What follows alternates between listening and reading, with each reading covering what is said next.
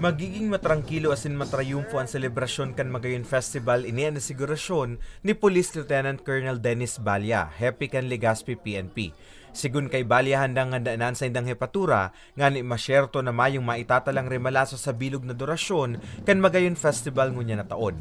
Katunayan, 200 na kapulisan ang sa indang itataltag kada aldaw na magbabantay sa manlain-lain na venues kan mga aktibidad. Dugang panibalya, obligado man sindang magdugang paninpuwersa, urog na kung darakulang pagtiripon siring kan pagbubukas kay ini kasudma.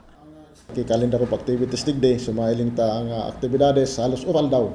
So katunayan kani kasubanggi, kaswapon. So nagkay ko lang kita kang grand opening. So nagkay ko ki parada, at the same time ki konsyerto.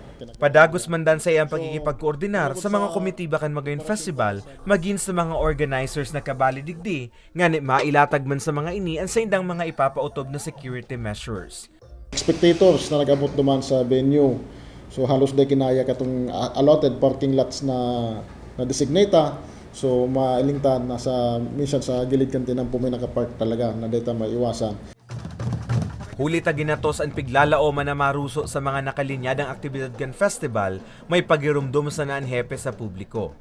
Dapat siyempre so kwan man ninda support team man ninda gibuhon man so security para sa sadiri ninda.